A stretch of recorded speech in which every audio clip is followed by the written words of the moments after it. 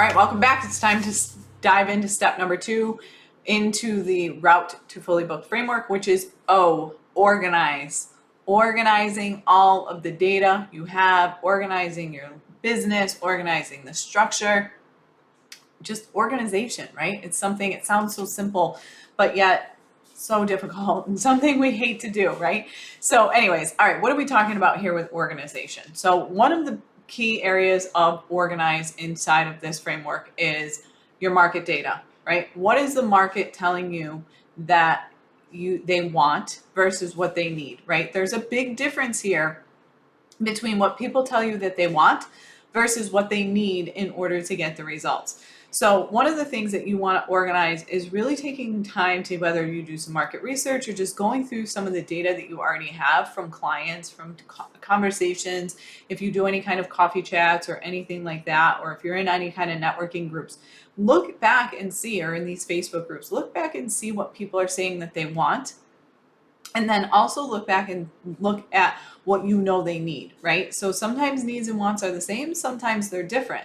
Some people might say, oh, I just really want to have a quick pick your brain session because here's what I'm trying to accomplish. Well, in order to get to that stage of what they want to accomplish is more than just a pick your brain session, right? Like a lot of times they might think that's all they really want or what they need, but in reality, no, in order to get you there, you really need like a 3-month plan or whatever it is, right? So there's difference there between your market data. You want to organize all of your market data. What is the market telling you that they are looking for? What are you seeing as a need? What conversations are coming up? What topics are coming up, etc. Okay. Then the second area that you really want to organize is your time. Your time. This is not about time management. This is about looking at your schedule from how much time do you have available versus how much time do you want to work versus organizing your structure of your days, even to an extent of how you spend your time. But one of the things that I really want you to look at is this, how many hours in a week do I have available versus how many do I want to work? There is a large difference here versus of hours available versus want.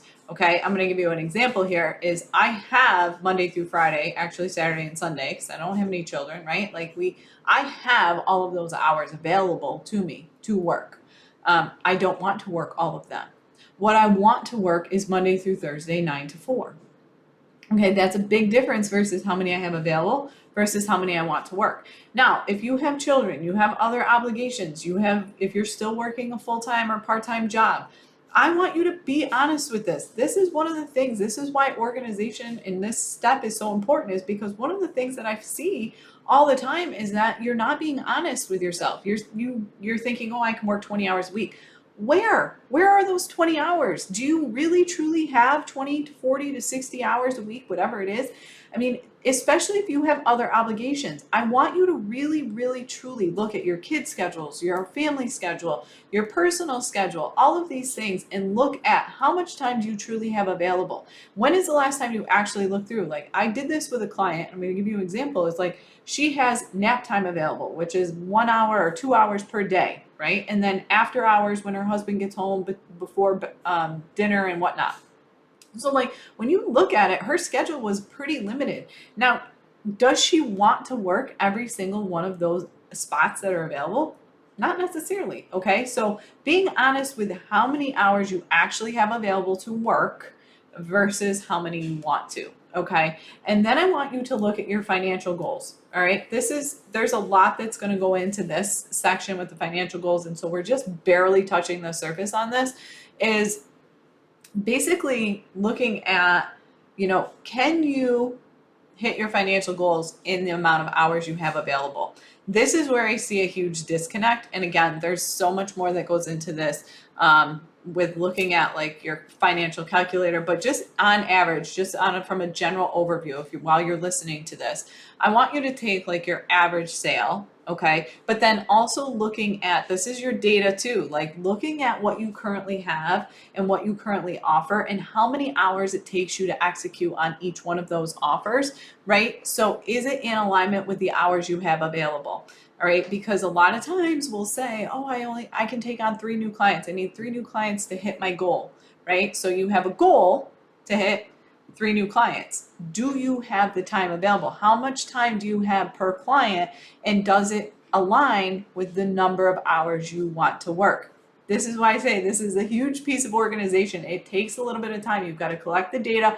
You've got to go through your data. Go through and see. One of the areas that I see the biggest disconnect, I say the biggest all the time. I feel like I said that multiple times at this point, but either way, another big area where I see people don't take the time to do it is actually tracking their time. Do you know how many hours it takes you per client? Do you know where you're spending your time? A lot of people don't know where they're spending their time. So, action tip for today is I want you to actually look back, go through your calendar if you're using a Google Calendar or your iPhone calendar, whatever you're using, and I want you to see, where are you spending your time? Where are you spending your time from a client perspective? Where are you spending your time from an admin perspective? Where are you spending your time from a marketing perspective? I really, really want you to organize your time in that's what this section, that's what this piece of this framework is all about, is organizing your time. For the most part, that's the key area. That's really what we dive deep into inside of that, because market data and all that is great. But if you don't have your time organized, you can't get to fully booked, because you don't even know how many hours you have available to do it, right? You don't know how many hours it takes per client. You don't know all of these things. Like, you have to organize this information before you can move on to the next step. Again, why I say you can't go out of order, okay? So if you want to dive a little bit deeper, don't forget April 20th, masterclass.